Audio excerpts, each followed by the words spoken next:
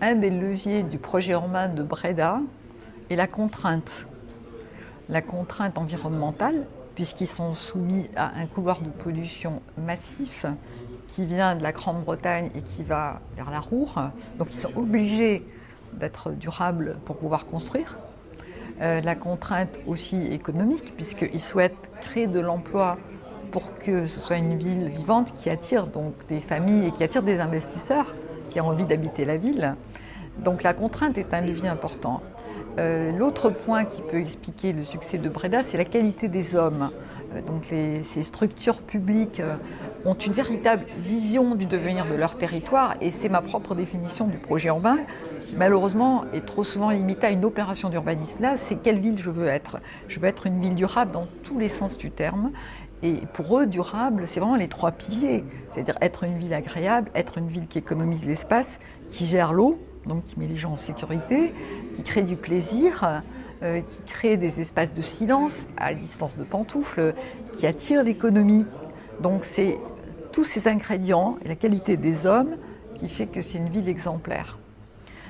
Par rapport à ce qu'on peut connaître en France, cette vision du développement durable est beaucoup plus large et elle parvient à surmonter les silos professionnels, les logiques sectorielles, pour que, en fait, les professionnels de l'eau, les professionnels de l'énergie, les professionnels de l'économie travaillent ensemble pour fabriquer une ville qui soit attractive.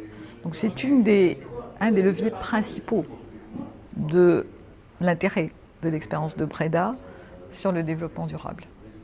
Les trois leviers du développement durable, c'est le social, l'économique et l'environnemental.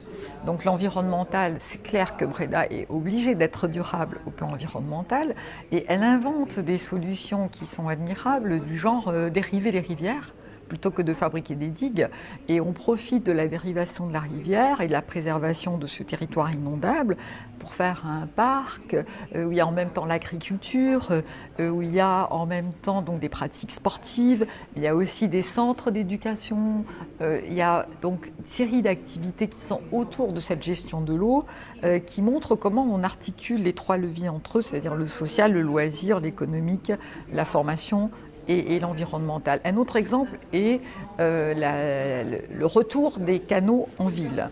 Alors, on ramène le canal en ville, on crée du plaisir pour l'habitant social, on crée du vivre ensemble parce que naissent énormément d'activités attractives pour les habitants, on gère mieux l'inondabilité et au plan économique, on fabrique de la valeur et la ville récupère la plus-value de ce qui va se construire le long du canal.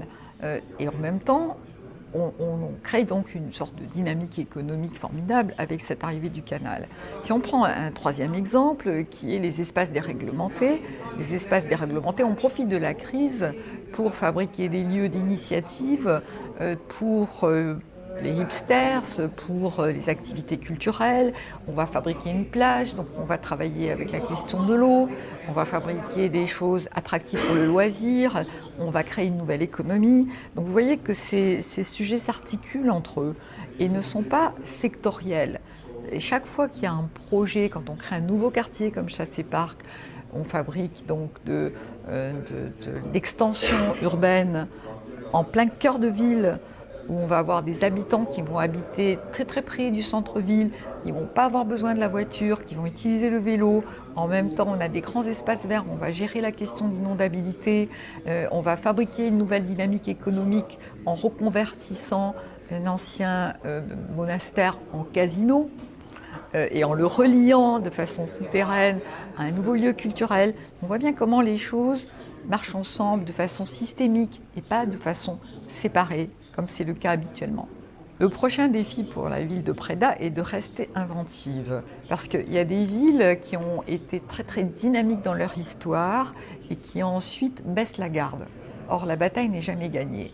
Le deuxième défi qui est très important avec la baisse des subventions de l'État et des moyens publics, c'est d'inventer un partenariat public-privé qui fabrique de la qualité urbaine et qui servent les enjeux de la ville. Je dirais un des défis très importants que Breda va devoir relever et qu'elle affronte autour de sa nouvelle gare qui est assez exceptionnelle, un projet de 120 hectares avec des moyens de maîtrise d'ouvrage qui sont ceux de la collectivité, puisque aux Pays-Bas, il n'y a pas la figure de l'aménageur à la française, qu'on nous envie beaucoup d'ailleurs dans les pays voisins. Monter des opérations sur 120 hectares sans opérateur est un défi énorme. Ils vont devoir apprendre le métier de l'aménageur.